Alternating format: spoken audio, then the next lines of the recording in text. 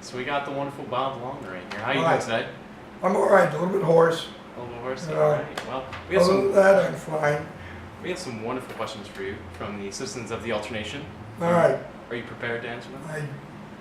It doesn't get any better than this. I'm used to it.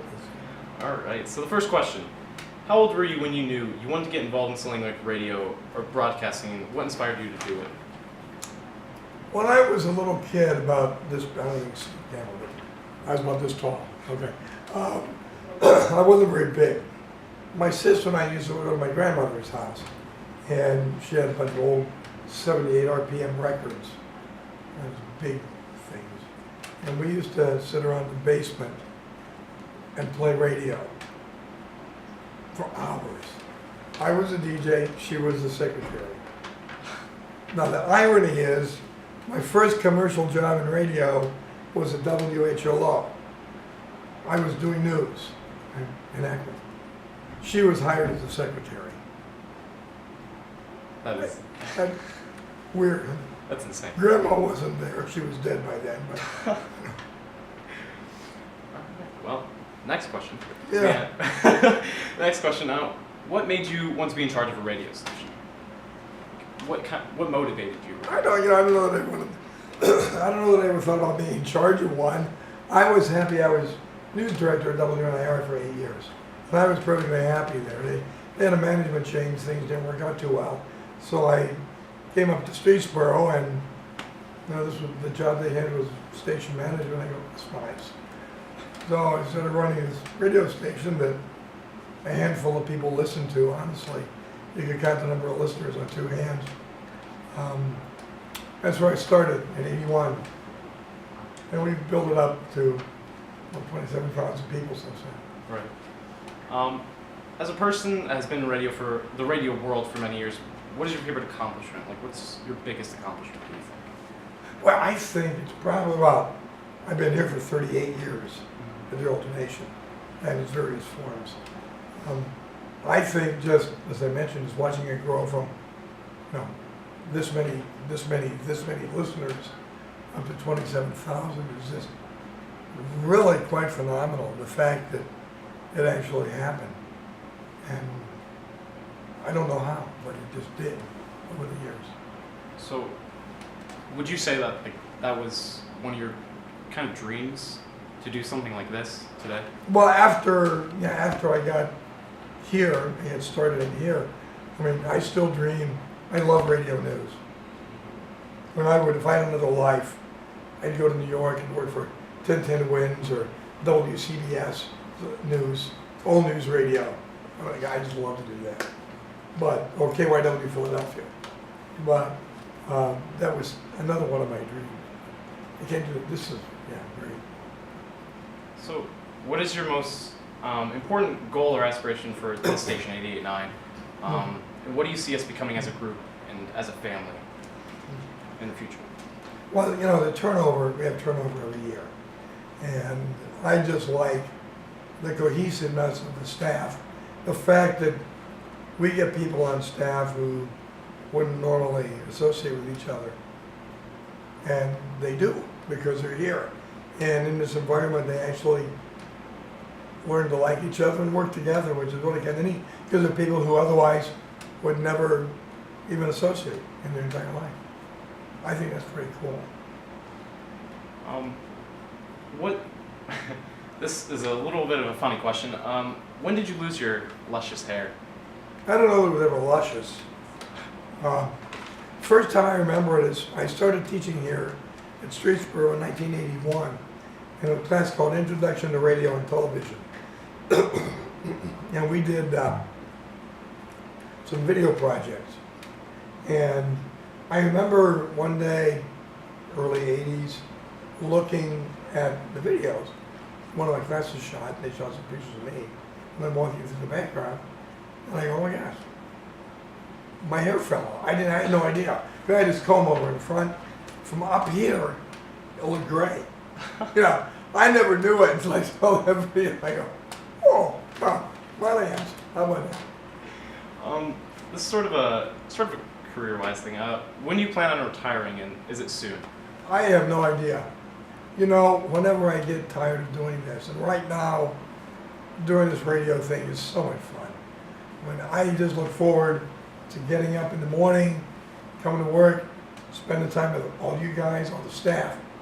I mean, I just love it. I love you guys.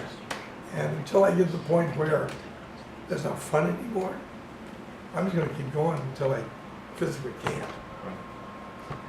So, Or mentally can't. Or mentally can't.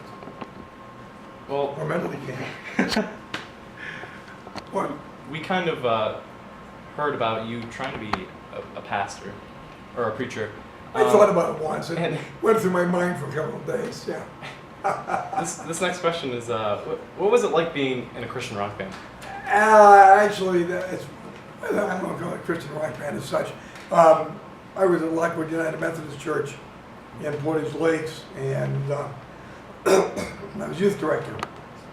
And we had a group called Soul Attainment, which was a group of, I don't know, something like a dozen singers, about a 10-piece band with guitars, drums, trumpets, trombones. We had a light show as well. And we'd go out to different churches on Sunday evenings. And one time we did the New England tour on the bus. And we go out and set up, and we'd just sing a contemporary Christian music. And we'd always end with me doing a little sermonette type thing. So, Walk up and down the aisle and spread the word. did you enjoy that then? I did. That was a lot of fun. I really enjoyed it. It was cool. So this next question, what is your favorite part about the radio station in general? Like, you know, you walk in, what do you see that you like the most? Besides during the weather. Yeah, like what? It's like a No, I have those moments where I'm here by myself at night, and I kind of look at the studio and I look around, and I don't, you know, most people, I don't know if everybody knows, you know, we're inside the Streetsboro High School, and I look around at all of this, and I go, my land, this is pretty awesome. This is like, you know, a high school setup, Right. but it's not a high school radio station. Right. It's a real radio station with real studios, real equipment, and I just sit back and go, wow, because there's a lot of money invested here, and this is real. It's real radio. This radio station, your favorite part of it? We'll be leaving this radio station very shortly. We're getting a brand new station, in fact, coming this January. So, how excited are you about this, and what is going to be your favorite part?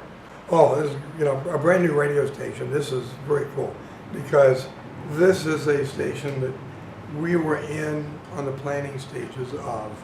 Okay, what we have now is a converted high school classroom with ceilings of drywall and 2x4s that go up to the drop ceiling. And if you're in the air studio and I'm in the production studio and I want you, all I need to do is yell loud enough and you'll hear me.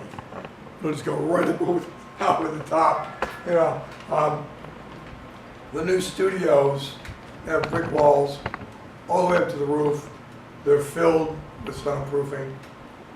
I mean, it's a design that was actually made for to be a radio station, and that's really exciting. That and the fact that we have natural light, because over here, and unless you live here, you don't know. Since 1981, we've been living in a cave. And when you hear the guys talk about coming out of the cave, sometimes they're right, because it's dark in there, and we have no outside window.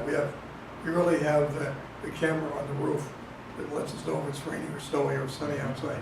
So this is kind of cool. We're gonna have a big 8 by 11 foot window. That just turns me on. I'm so excited. So we know that you listen to 88.9. I hope at Yeah, least we all know. yeah. So other than 88.9, what other radio stations do you enjoy listening to? I like jazz, and it's hard to find jazz on commercial radio, which commercial radio sucks anyhow. So Right. you know, I don't have time in my life to listen to commercials. So I listen to Sirius XM, to the Real Jazz channel, When I'm not listening to the older nation, I'm generally listening to that, or seriously Sinatra, Frank Sinatra. So, Those are my two favorite channels, those in 88.9. so in a sort of jazz band, what is your favorite instrument to hear? That was good. Oh God, it's so cool. So many different things. I mean, a jazz saxophone can be really sexy, and a jazz trumpet is just dynamite. I mean, just yeah. Even jazz guitar is not bad sometimes. I'm not a big fan of that. So, other than radio, you know, we see movies and TV and all that. What would you say is your favorite movie of all time? Casablanca, 1942. Is there a reason why? What? The storyline, the acting, yeah, Ingrid Bergman in there, and she just does a phenomenal job. It's just such a great movie. It's a twisted plot. It's in black and white. It's a World War II film. If you haven't seen it, really watch it. It's really a good film. So, also, I know you read a lot. I know you love English, you love reading. What would you say is your favorite book? Wow. I mean, I've been reading a book continuously, not the same one, but I finish one and I start one either that day or the next day. Since, but now my hair fell out. Since, must have been 75, 76, 19. So I've read a tremendous number of books since then. I can't even remember them all. What about this year? I mean, I'm reading Game of Thrones right now. I'm on book 3, and it's an awesome series. I haven't watched 1 minute of the TV show. I'm afraid to. I don't want to spoil the book. The thing about books is I have my image in my head. Right. And I like that. The Harry Potter series was great though. Well, I couldn't wait for those books to come out. Gosh, those were just. I watched one Harry Potter movie to see if Hogwarts was like I thought it was. Close. That was just a great series as well. Just curious because we know you love weather. It's your Yeah, almost yes I favorite thing. do. Why do you like weather so much? I got started in weather when I was in 6th grade. Interestingly, we went with my 6th grade class to a place called Buell's Planetarium in Pittsburgh. And they always, dump you out in the gift shop. All right. I wasn't from a wealthy family. I had a couple bucks, I think maybe that much, in my pocket. And I saw this book in the bookshelf. Like, ooh, it's kind of cute. Had like a blue cover. I even have it. I can show it to you. It has a picture of lightning and a little barometer on it, a wind vane. I thought it was cool. It was 50 cents, called The Wonder Book of Weather. And I bought it. And I read it, and I go, this is cool stuff, I like it. And so for that Christmas, this was the fall, I got a book called The Golden Book of Weather. It was a $1. My aunt got it for me. And I did it. And in the weather, I was in 7th grade. I joined the National Weather Service out at Acton Airport. Became a storm spotter, and it's been going on ever since. So you're starting when you were I so young. I was in grade school, yeah. I used to come in, Mrs. Walker in my 7th grade class, and let me come in before everybody else in the morning.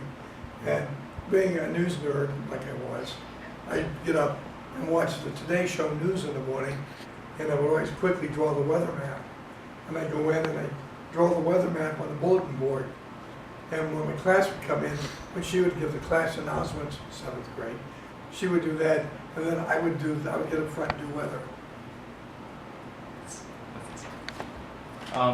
So we've had a bit of snow, and we've been having rain lately.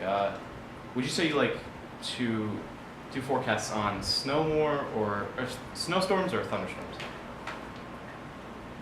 What do you like to talk about? Weather people, or the weenies, I mean, the more extreme, the better we like it. I mean, otherwise, like being a doctor without having patience, you know? You got something to do. And so I couldn't live in Florida. The weather's too nice all the time. But every day you wake up, the sun's shining. Except occasionally you get a hurricane, that'd be exciting, but it isn't. So, boy, I don't know. I like it. I like living in Northeast Ohio because of the changing season. I love those first thunderstorms of the year. You get the squall lines coming through, night, the lightning, the thunder rolling. That is so exciting. And now, when I'm looking at the map, I've seen perhaps some good systems coming in the next few weeks with lake effect and strong winds, and it's like, I can hardly wait. All right, so, you know, you really started out young as a weatherman. You know, you enjoy broadcasting and all this stuff. But if you have never, you know, gotten into radio or broadcasting, you know, what do you think you would have done with your life, or how different do you think it would be? I would probably be in meteorology. That was going to be my career goal. I got sidetracked into this, which is really kind of cool because it was kind of the best thing. When I was in grade school, this was back in the days of typewriters, manual, with carbon paper, and I made a grade school newspaper called the North Star. Every few weeks I'd type one up with carbon copies, and it was grade school. And I liked journalism. When I was in high school, I wrote a column for the school newspaper. I was also a yearbook photographer, and I was photographer for the Akron Book Delight at the University of Akron when I was going to school down there. So I like journalism, I like weather. I'd have been in one of those two areas, actually. So we all know in weather, everybody loves your outro. Yeah. So when did you come up with that, and why? You know, how did you think of it? I don't know. Honestly, it started when I was at WNIR. It was called WKNT back then. Started there in '71. Worked until '79, so in the early '70s someplace. I mean, people don't think about the fact that when you even do news, you've got to develop your style. You know, DJs, you guys know you have to develop your DJ style, right? Mm-hmm. News guys do too. Weather guys do too. How are we going to present it? And I was doing news, and the outro was, you know, they called it, "That's All That's News." I'm Bob Long. "That's All That's News" brought to you by the Record Courier. I'm Bob Long. And for some reason, just started putting a pause in there. You know, "That's All This News" brought to you by the Record Courier. I'm Bob Long. And I just kept doing it. Jim Albright, who was doing the Dial-A-Date show, if any of you are old enough to remember him doing that, when we go out on the road, he'd introduce me as I'm. You know, here's I'm. People knew who I was by that. I tried to stop doing it once when I was here at the Old Nation. For that's you know, for the 88.9 WSTB Weather Center, I'm Bob Long. 2 days. And I was getting emails and phone calls from listeners who were pissed at me. I was like, oh, so my apologies if you were one of them. Okay, yeah, that was bad. We'll never do that again. In fact, what I'd love to do, except they don't do it, if I was in California and I die, you know, Forest Lawn Cemetery will do all kinds of stuff, fireworks, whatever you want. I'd love to have, as I'm lying there in a casket, when I'm dead, so I'm going to be laying there in a casket. You know, people come walking on that little rubber mat.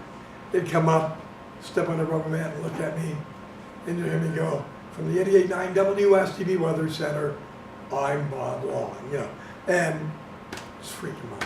Watching, that'd be so awesome. I just go ahead.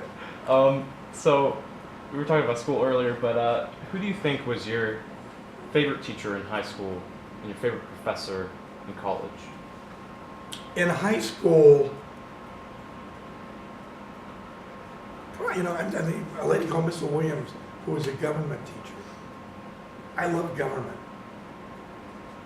Politics, government, which was so different. I graduated in '67, so in the '60s, 1967, it was so different back then than it is now. Politics was respectable, and it was just a great time. It was really neat. I liked it. You know, in college there was a guy named Harold Foster, who was my English guidance counselor, and I was an English major in college.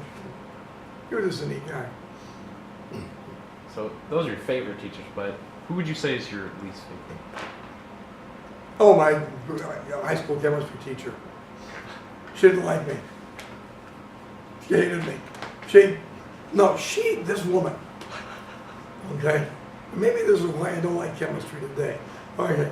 But she would, I mean, I was like an AB student, but I was getting C's and D's in chemistry, right?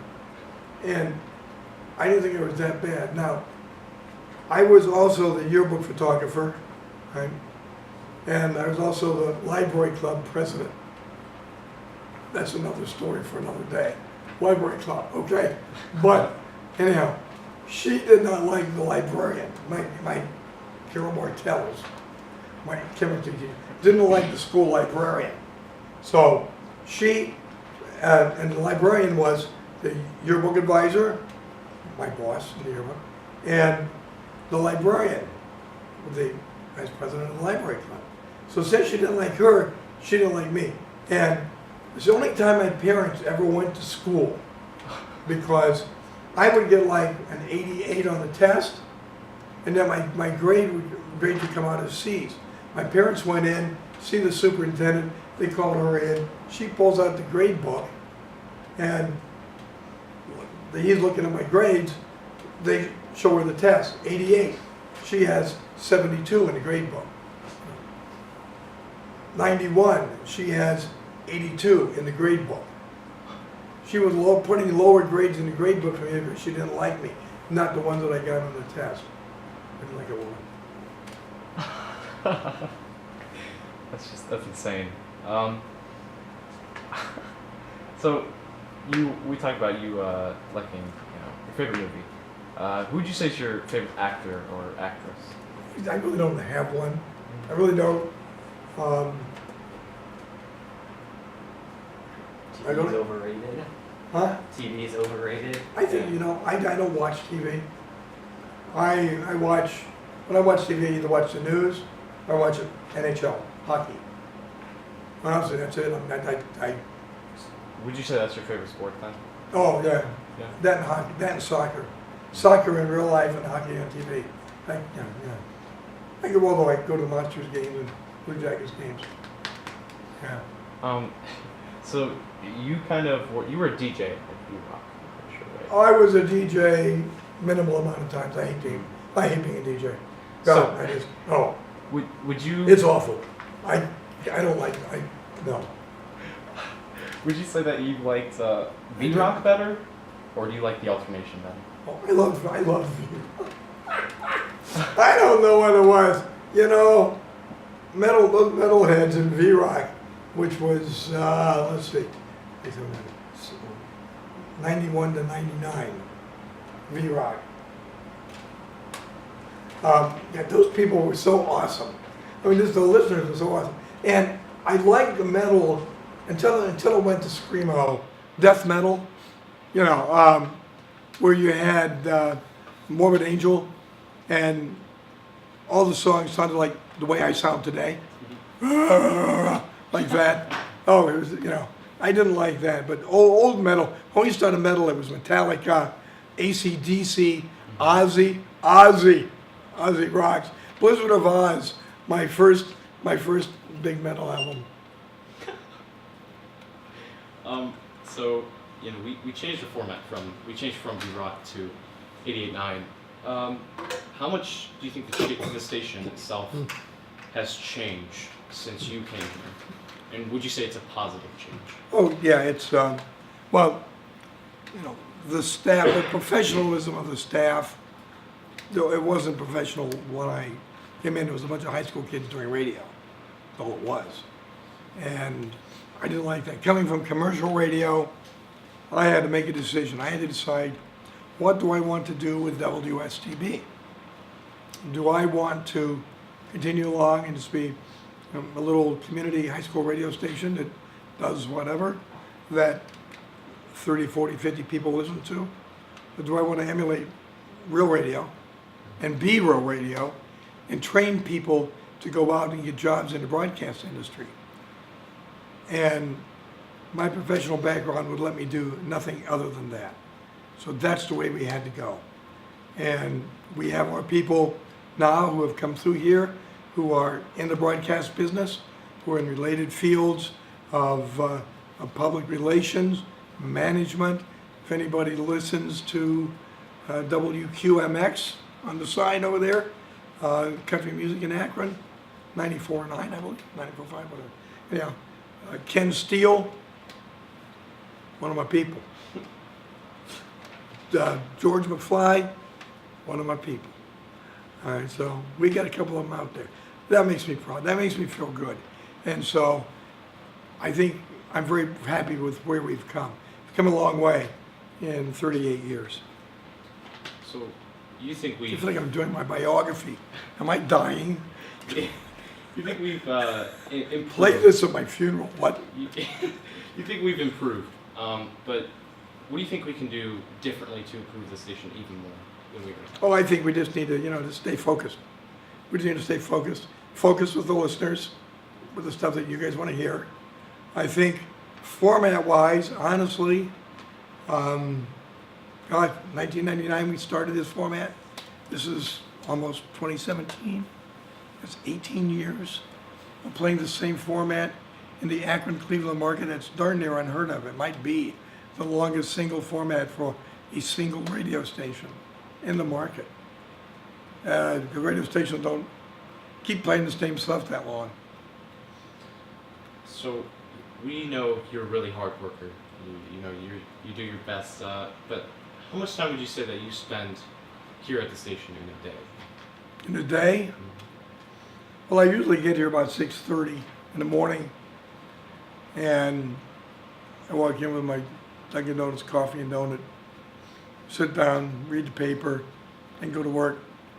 And I'm usually here till 5 or 6 at night, sometimes later. So that's a good 12 or 13 hour day. Monday through Friday, throw in another 6 hours on the weekend or so. Yeah. So, I'm sure a lot of people have always wondered this because you get your coffee from Dunkin' Donuts. Oh, I do. What kind of coffee do you prefer? Cream, no sugar. Regular coffee, cream. In fact, when we're done here, if anybody's going uptown, I'm stuck here for the evening, so I'm just, go ahead. All right. So, I know you probably have a lot of memories, a lot of good ones. What would you say? Yeah, because science so far, you better catch me fast for going here, But so far, the memories are still there. Yeah. What? Right, Jim? Oh, is that your name? Oh, got one. What would you say is your favorite memory that you ever experienced? My favorite memory? Yes. I can't talk about no. I don't know that I have. I think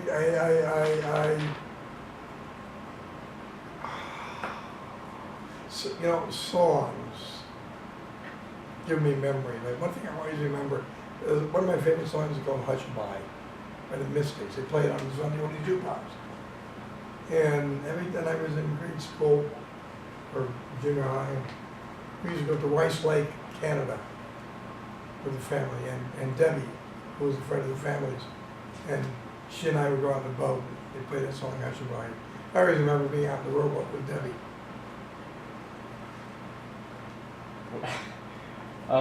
But do you sort of have a favorite memory of being here at the alternation? Oh. At the alternation, do you have a favorite memory here?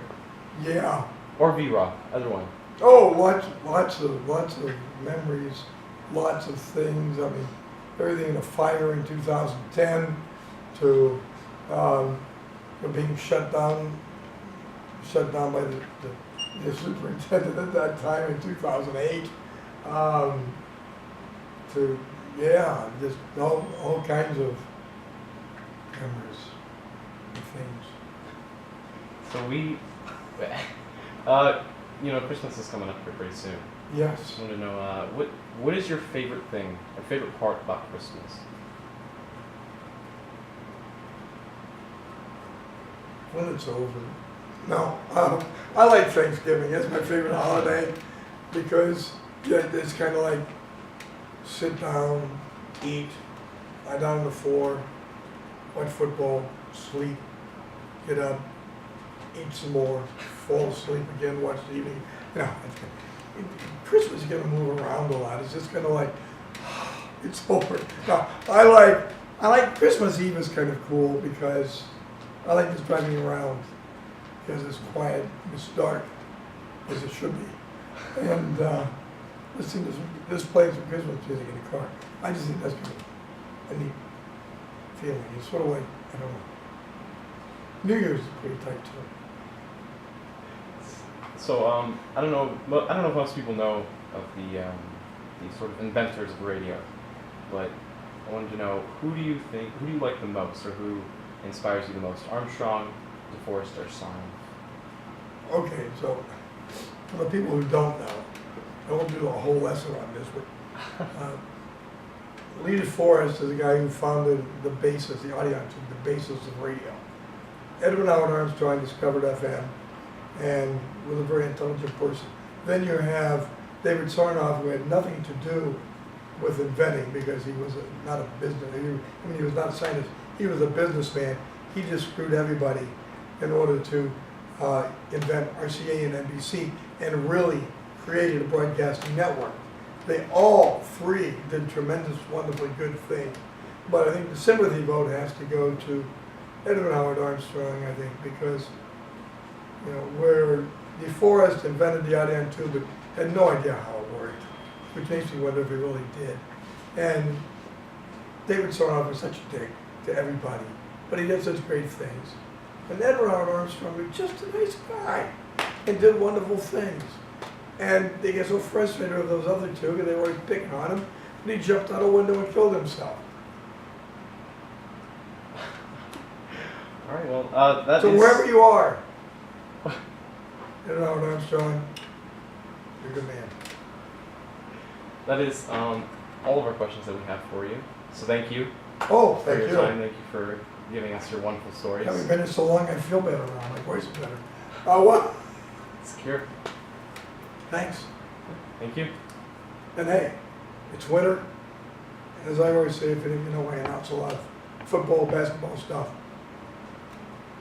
This is how I ended. If you're out there this winter, drive carefully and often.